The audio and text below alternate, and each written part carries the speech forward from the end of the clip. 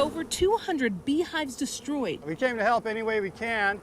Tens of millions of bees now buzzing along I-80 near Promontory. Unfortunately, it's probably going to be a complete loss for the beekeeper. Beekeepers from Wasatch Beekeeper Association rushing to help, but ultimately feeling helpless. We've been slowly going through the hives looking to see what's been damaged, what hasn't, and unfortunately, more is damaged than not. It's a sticky situation that began to unfold around 10:40 this morning. A semi-trailer hauling the hives lost control and rolled, sending the hives crashing to the ground. And so, of course, there are bees just everywhere, and not very happy bees. 2 people from the truck were taken to the hospital with injuries from the crash and bee stings. Others on scene doing their best not to get stung. We've been telling people to roll up their windows, and then we've had a couple troopers and firefighters that have been stung. These beekeepers say the bees were headed to the Midwest to pollinate crops, but unfortunately, they'll never make it there. As just a beekeeper, it's sad to see. Because of the crash investigation and insurance purposes, troopers eventually had to send the beekeepers away.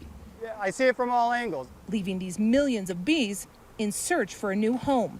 I see the people that came here to get the road open, and I see the guy in Arizona that's on the phone right now trying to figure out what to do. And I feel for the farmer in the Midwest that's now probably having to figure out a new beekeeper to bring bees. It's a sad situation all around. It's an interesting spot to live in.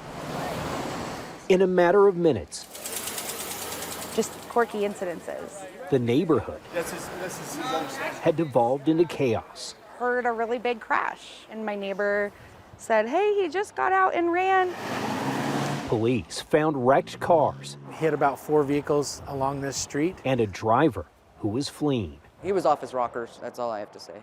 Heidi Devenish was home when the unknown man came around the back. And all of a sudden, I heard a loud noise, and when I turned around, the guy was standing right there with the gun pointed at my face. She didn't know the guy had crashed into all those cars, Preliminarily, we've got a slew of hit and runs. and she didn't have the context of what had just happened to the guy next door. As soon as he saw the subject in his home pointing a gun at him, he kind of dove out of the way behind the couch or something. All she knew is the stranger was now her problem. And I'm just like, just put the gun down, please. Just put the gun down. Devenish couldn't understand it. Rambled off something about the mafia, and I'm like, whatever. She just hoped he understood her. So he sat down on the couch, he still had the gun pointed at me, and I said, please put the gun down. And he finally put the gun on the table, and then I put my body in front of the gun so that he could come back and grab it. Finally, the guy walked out where police were waiting. I just had to keep my cool. If you don't, then they end up shooting you. Devenish says she's just glad she made it out safely. That's our guardian angel. It must be. I think it is. After a wild chain of events this street won't soon forget. It was a crazy afternoon. That's all I have to say. Mountain Ridge High School is one of the largest in the state at 391,000 square feet. There are only 8 janitors on their entire staff. Gonna have to get them to learn how to shut the toilet things. Daryl Robinson has 6 kids at home that he cleans up after. This is my cleanup Friday. He's now learning how to clean up after 2,400. Got a lot on their plate, so if I can lift a little bit, then it's worth it. A teacher shortage has been talked about, Oh, but the need for support staff like janitors is overwhelming. these people are constantly doing something, all day long. I used this morning, so I know a little bit. He's been involved with the district before. Making the decisions in the boardroom are the easier stuff. 5 years as a school board member. This is the good work, though. When he realized that they are down 60 janitors across the Jordan School District, he decided to use vacation time from his job on Fridays to help out. What a better way to use my vacation time than to serve in our community. A thankless job. Doing some tables and trash cans and... with a man who says he needs no thanks. To learn all the stuff that they do was eye-opening to me. In Harriman, Morgan Wolf. So what we do it for our kids. KSL 5 News. Where the wind blows, tumbleweed is sure to follow in Eagle Mountain. We do see the tumbleweeds migrate. It's just never followed. Oh, geez. Quite like this. And we just saw this huge dirt wall coming our way, and that's when the tumbleweeds pivoted and we came under attack. Jason Lewis says he just couldn't believe what he saw. It's just hilarious at just how big the piles were. I know. It's just almost comical. Tumbleweed boxed in cars. Just kind of didn't really know what to say. And left neighbors with their hands full. We could see tons of them just blowing up and over the backs of all the houses. For about 20 minutes or so, it just kept pouring in from the field behind us, basically, and just piling up everywhere. Nobody seemed to have a good answer. It's tough. It's not easy to take those out, you know. What on earth to do with it all? Well, I just called the city and asked what they were planning on doing. They didn't really have any suggestions, and so they just kind of made it, basically guided me to where I just want to push it out in the street. The street may have been the best they could do. This is 10 times worse than anything we've seen. Tumbleweed in this fall is just a big no thank you. We'll see if it's still there in the morning. That's right, and right now we're on something that Matt Johnson's really going to be impressed by, because we're getting ready to ride the tornado, and it's part of the Midway Entertainment if you come here at the State Fair. So, John, if you want to kick it up, let's do this. We've got John Wilson, our cameraman, here. We got Bobby here, who's with the Utah State Fair, and I grew up with Bobby. We went to middle school and high school together.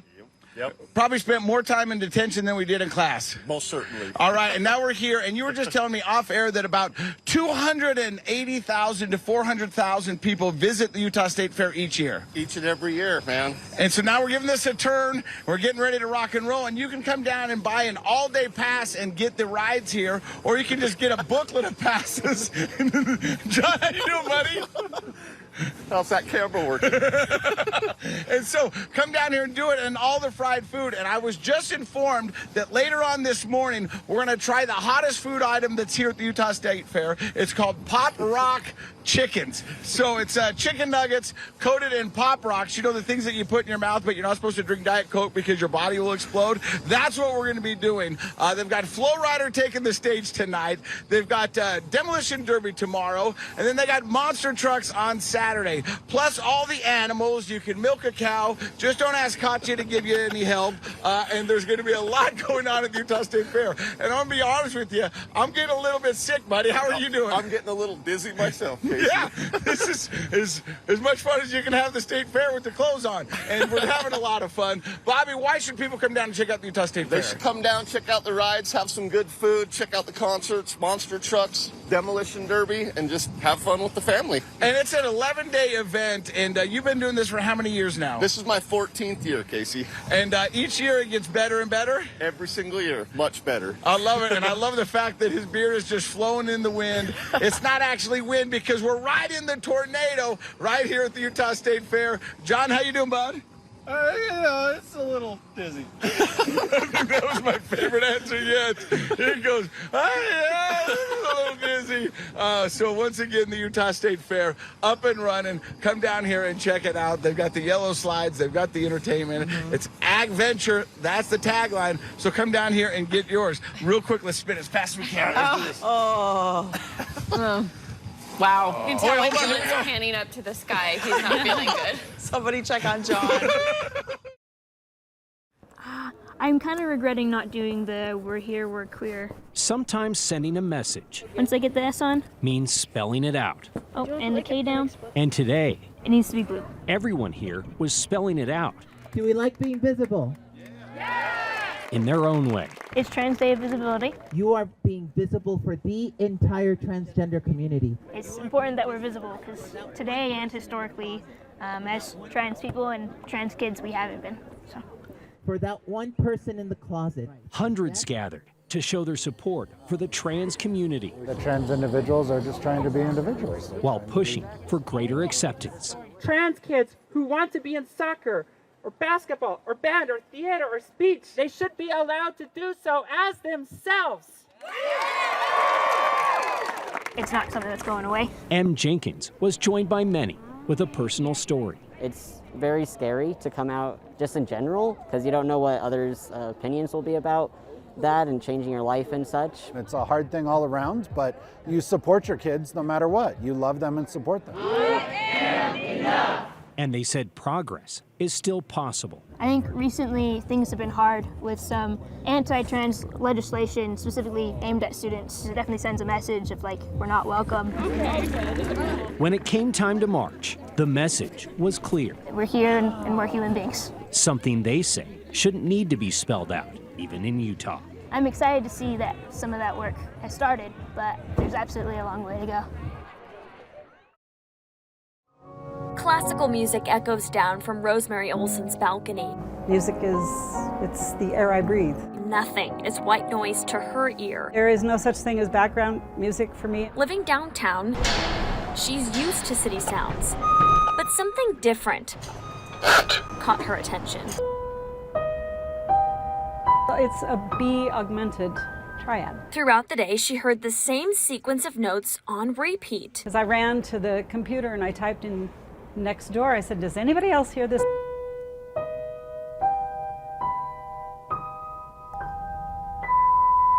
A lot of people said, it's aliens. No, it's not aliens. We deploy tones to the sewer line. This machine is literally called the sewer rat. Sewer line rapid assessment tool. One end emits a tone and the receiver listens. It will assign it a score as far as how open and unobstructed the pipe is. 5 it's not perfect. They'll be back to clean this slime soon. Things like flushable wipes can clog our sewer lines.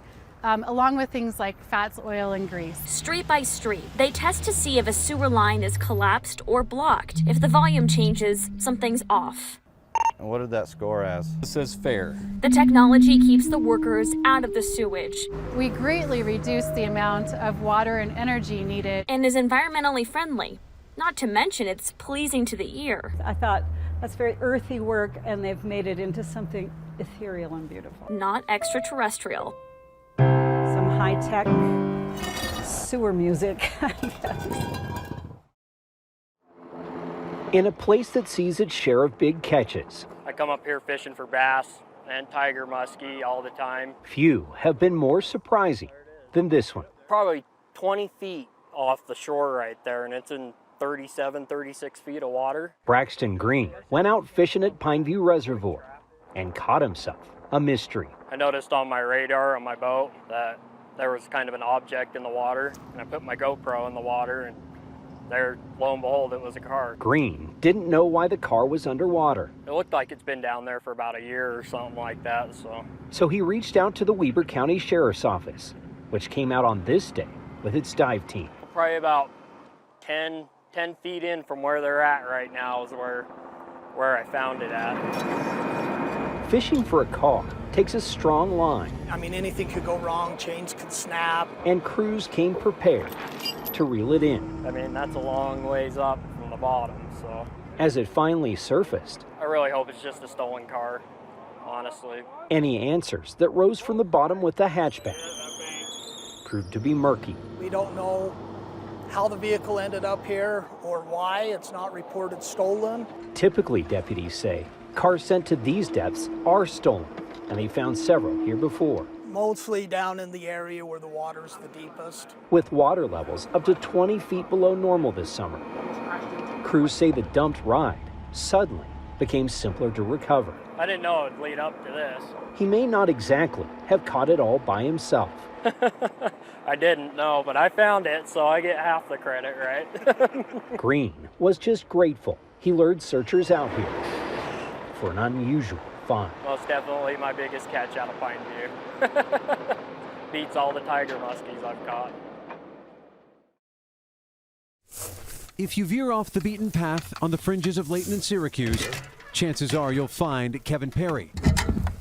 It's actually unfortunate how few people explore their own backyard. He's made it his mission to dive right into what used to be a body of water, but boats have long had no use here. The transportation of choice for this professor of atmospheric sciences at the U, a bicycle known as a fat bike, a research tool necessary to traverse Farmington Bay, and Kevin invited us along for the ride. And we are now at least 4 miles away from any water in Farmington Bay. Water flowing from the Jordan River used to spill into this lake bed, but now the narrow channel pools somewhere on the far side of Antelope Island. The lapping waves of this former marshland coming only from the heat radiating off its stark surface. And that's where the real problem is revealed. What looks like a packed, hard, salty playa can actually be pretty fragile. So here we have a place with a very thin, shallow crust. It's very fragile. When the wind comes along, it starts to pulverize this. As we pedaled, Kevin pointed out again and again dust hotspots, places of particular concern that he believes make up as much as 9% of the now exposed lake bed. You've got this exposed area underneath, which is an incredible dust source. And so the dust is dangerous when the concentrations are high, regardless of what it's made out of. Dangerous now to the young, the elderly, and those with breathing issues. Potentially deadly down the road as this dust is filled with cancer-causing, naturally occurring arsenic. 10 years ago, we weren't talking about dust plumes coming off of the Great Salt Lake. And it may take a decade to turn things around. This is a portable wind tunnel. It simulates wind speeds of up to 40 or 50 miles an hour. Kevin uses his bi-weekly research equipped with a state-of-the-art dust storm simulator to educate colleagues, the general public, and really anyone who will listen about the ticking time bomb that's not far off. The blade is going to spin from 0 to 6,000 RPMs over about a 5-minute period. I've got an instrument here that will measure the amount of dust that's coming off of it. It's my hypothesis that the longer that the lake bed is exposed, these areas will grow. So here we have the ring where it was sealed and that sand was moving around, and it would have been a lot worse, but there's still crust there. On this sample, we learned what wind speed would be required to generate dust from this spot, and we learned that this spot right here has a lot of potential for being a dust source. For a cautionary tale on Utah's unwritten future of the Great Salt Lake, look no further than 600 miles to the southwest and a century into the past. California drained Owens Lake, essentially poaching the water from the Sierra Nevada to fuel growth in Los Angeles in 1913. That diversion of water created decades of what was the greatest source of dust in all of North America. With the attention on the population center of LA, it was easy to try to ignore the toxic cloud, casting a long, dangerous shadow. How often have you paid a visit out here to the Great Salt Lake itself? Even longtime Utahns will tell you, not often, if at all. And unfortunately, this is a case of out of sight, out of mind. But we're going to have to bring back water to what used to be Farmington Bay in order to preserve life as we know it here along the Wasatch Front. I was seriously considering a future name change for Salt Lake City to Dust Lake City, because that was the future that we were going to be facing. That dire designation isn't how Kevin feels now, with more than a dozen laws and state statutes put in place just this session to address the water crisis. And it's not just about the dust, it's the fragile ecosystem. It's millions of migratory birds that stop and feed here in northern Utah. And it's about generations to come, believing that this is still the place to put down roots and raise a family. You know, we still have limitations. We have to have water to survive. We have to have water to grow crops. Without water, the population carrying capacity would have to be reduced. No reduction in population seems possible, as Utah is the fastest growing state, so conservation will be critical to bring the water back here. If you ask, will the dust really impact me? It will impact everybody from Tremonton to Brigham City to Ogden, all the way down to Salt Lake City and Provo. Eventually the rains will return, but the question is, will this ecosystem still be alive when those rains return? And we have the power to make choices to put more water into the lake now when it's needed the most. Reporting from the Great Salt Lake, Dan Spindle, KSL 5 News. It was insane. I was just heading from my townhome, heading up Redwood to come to work, and all of a sudden, bam. We've all got that one friend, right? It sounded like a bomb went off. You know what I'm talking about, who's always got a story, a little overly dramatic. And I'm not trying to be dramatic or anything. A little over the top. Like when it hit, it was like those safari videos when a rhinoceros like pounds into the side of the car. And let's be honest here, a little hard to believe. And then you realize that you were about that close to being decapitated by a manhole cover.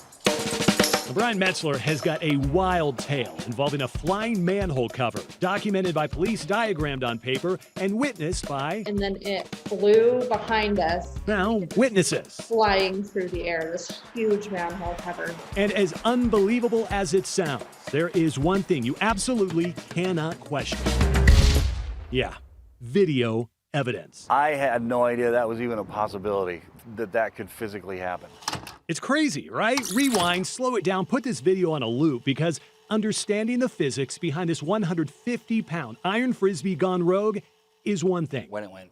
Determining who's responsible to make things right... Yeah, it's a lot of money. ...may be a little more complicated. I just don't understand why they can't admit that they just didn't do their job. Okay, so before we get into the who did or did not do their job... let's take a quick drive through South Valley, where you can see 1, 2, 3, 4, 5, 6, 7, 8, 9. Okay. Just trust me on this one. There is a ridiculous number of manhole covers lining the streets. And a good chunk of those covers... We've got about 26,000 manhole covers. ...are owned and operated by South Valley Sewer. They install them, they maintain them, and Craig White will be the first one to tell you once in a while. Make sure it's solid, make sure the lid is flush. These heavy steel discs can pop off. And we have very few of those, but we do occasionally have some. Nearly a year ago, one of these covers popped off and cracked in half. It was on Redwood Road in South Jordan, and 3 days before Brian Metzler's incident in that very same spot.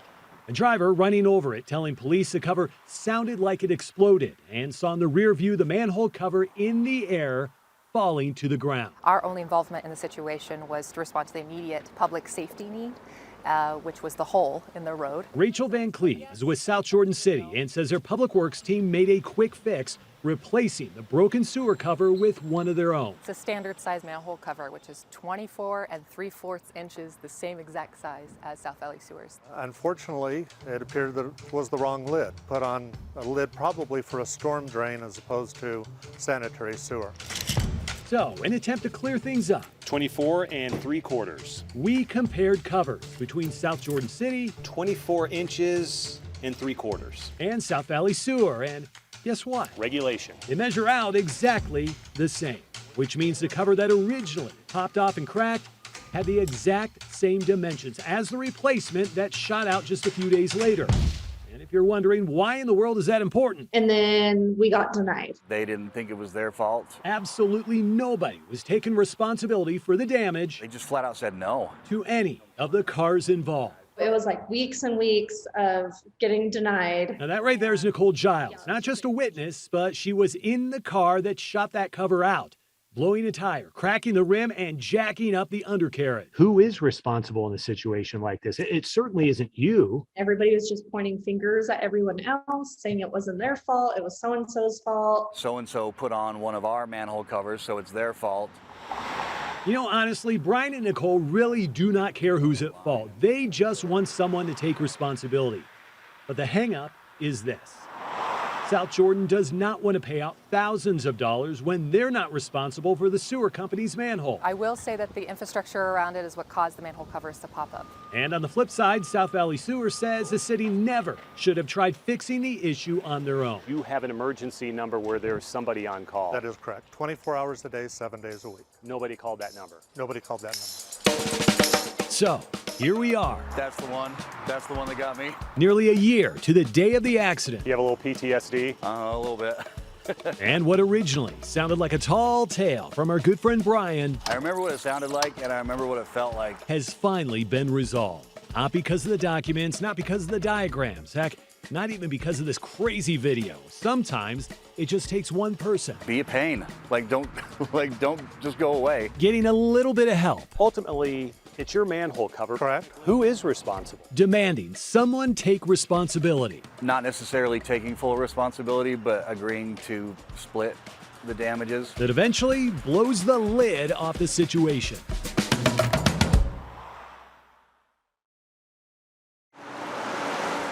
In the middle of a snowstorm, you typically don't stop to get a car wash. Let me grab your license plate and then we'll get you checked in. But car after car pulled up to the Quick Quack in Lehigh. These drivers weren't here to see their cars shine. Oh, we got another one. They were here to see a special smile. Hi. This smile. All the cars here are here for Leah. You want to take him one? Okay. So my car's gonna smell so good. We always say that Leah, she smiles with her whole face. I mean, everything about her is just smiling. But not everything in life she has faced has been something to smile about. Leah has multiple health problems and at age 10 has already undergone multiple surgeries. With Down syndrome and autism, she requires therapy and has a lot of medical needs that all add up fast for her family. Do you see the car? Do you want to wave? We hit our out-of-pocket with our insurance the first month of every year. And that's why the community is showing up here for Leah and her family. You tell her thank you. Making donations that are all being matched here by Quick Quack. Being able to help them pay bills and to know that people care about them means a lot to me. Oh, Leah's such a sweetheart. I'm gonna cry just thinking about it. She is the sweetest girl. She has the sweetest heart. And honestly, they're such a good family. They're so kind. Leah's love means a lot to her neighbors. How are you? Good. And today, that love is being reciprocated. Are you happy? Happy. Adding up to life-changing amounts. $100. Beautiful. I mean, it changes us.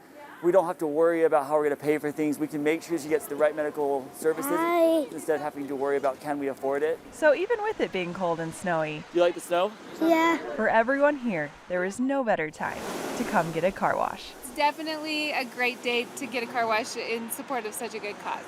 Aubrey Schaefer, KSL 5 News. Once this. For Chad Littlewood. You're up and up right now. 11-9, you said? Was the sound of just a barbecue side dish. Cornhole, a homespun game with friends. Yes, I'm good enough to not hit the baby for the most part. But then the database administrator started selling homemade cornhole boards. It was more of what we thought would just be a hobby. They're all running from you, Peter. Now cornhole Do all the printing. is this. Our laser cutters, our main sewing area. They get flipped and then filled. Basically overtaken our lives. All cornhole, which last year sold almost $8 million of boards and bags. A bellwether of the game's recent rise. 7 years ago, the American Cornhole League launched. These bags are live. And soon, professional cornhole players Got an opportunity for an and one shot. were on TV. Even thanks to 27 feet of social distancing during a pandemic. They were pretty much the only sport on television. Started watching it for a little while. I'm like, this is crazy. And then I see these guys. Salesman A.J. Palmer watched and said, Shoot, I feel like I could do that. Now here at home, cornhole, his wife says, There's his family and then cornhole. is number 2. I hope. Now he's in the basement every day. I'm a very, very competitive person. Practicing for the state championship. Competitive sports were a huge part of my life. And it was able to give me that like adrenaline rush. It's like my happy place where I can just have fun and play. He's trying to become the first Utahn to turn pro. With the ACL purse now at $1 million, Florida pro Rosie Strecker quit teaching. Because with sponsors and the money that I was winning, it was more than covering my teaching salary. One weekend behind a Riverton bowling alley, bags fly and players vie to be the best in the state. Vernal realtor Joyce Zufeld wins women's singles. Gives you a little bit more confidence in yourself, especially when you win, and a little more confidence in life. We're live here. We're now at the Utah State Championship BYOP Advanced Palmer Doubles. and partner Braden Matheson end up in the finals for men's doubles. 4 players, 1 bag in. Left side, 2 bags in now. It's about consistency. 100%. AJ looking to collect, misses it. And a lot of it is just whether you can stay concentrated long enough and really stay out of your own head. Right side's had the momentum for about 3 rounds. Left side on this end, AJ's having trouble finding the hole. In the final game, a lead. That is game.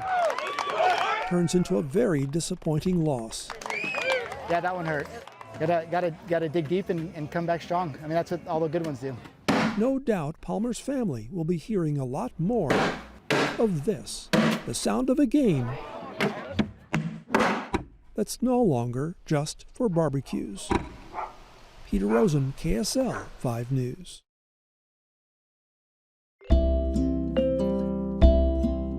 The nursery is ready. Everything in place for baby Harris. Well, except for one thing. Except the name. Emily and her husband have thrown around lots of options. My husband at one point said, Cave? And I was like, Cave? That is not a name. Some were obvious no's. Brayden, Caden, Hayden. Others maybe too Beehive State specific. That's like, I guess the joke always is like if you add a million Y's to a name, like that makes it a Utah name. Not just a joke. I've got some numbers here. It's science. Okay, here are the top most frequent Utah names. According to the deep dive BYU linguistics professor David Eddington took. Yep, but that's what I do. I'm a professional nerd. Into Utah names. He spent a couple weeks geeking out over the Social Security Administration database that keeps track of everyone's names in the country looking back to 1960. And used machine learning algorithms to sort out what makes someone's name a Utah name. The patterns he found. Utah names often end in certain things. For example, IE or EE or LIE or Y, and they all have in common they end in the sound E. Trends you can hear. You can do it, Tylee, come on. At any playground. Tylee, you're almost there, come on. I'll be like, oh, Tylee and Kimber, and they'll be like, oh, Kylie and, like, no, with a T, Tylee. Also names that end in like Riker, Tanner, Hunter, or male names is pretty common for Utah names to end in -un, like Grayson or Tyson or Braden. Utahns commonly swap out certain letters to switch up name spellings, Eddington says. Often use last names as first names and begin names with the Mac or Mick prefix. Here are the top popular uniquely Utah names. Hello. According to his study. McKell, McCall, Oakley, with its 3 different spellings. McKay, Dallin, Hiram, Rulin, Stockton. I think names reflect culture, and it just pops out as this is Utah.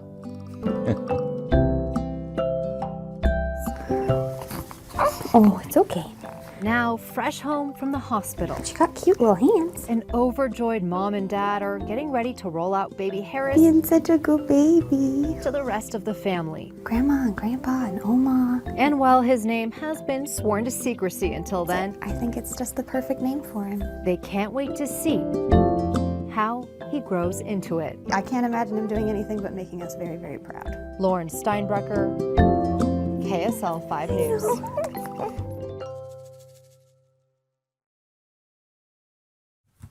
It may be in the way we define these words, these hashtags, maybe in the way we look at others. When we're all always worried about what everybody thinks and how we look and all that stuff, it just destroys joy. There you go. Brooke Lyons is the owner of Affinity Photo Studio. Ooh, there you go. And she wanted a way to show young people what she sees. What's unique to you is amazing because nobody else has that. So she and assistant Ali Barraza came up with You're something. real buff, man. Really fun to see a lot of these kids come in that do struggle with a lot of their mental health or self-esteem especially. We wanted to hit on that really hard. Yeah. They call it, Nailed it, girl. This Is Me. We're just trying to give these guys a little bit of something extra to make them feel stronger, more powerful, all that. They bring in some guest speakers Okay, she'd wake up in the morning and she'd feel anxiety. Anybody to talk about the kinds of things that affect teens. which led her down a really scary path. But then comes their part. Conformity to me is the most irritating thing. Us being us is what makes us incredible. There's a little pep talk and then a whole lot Eyes on me. of this. Like turn.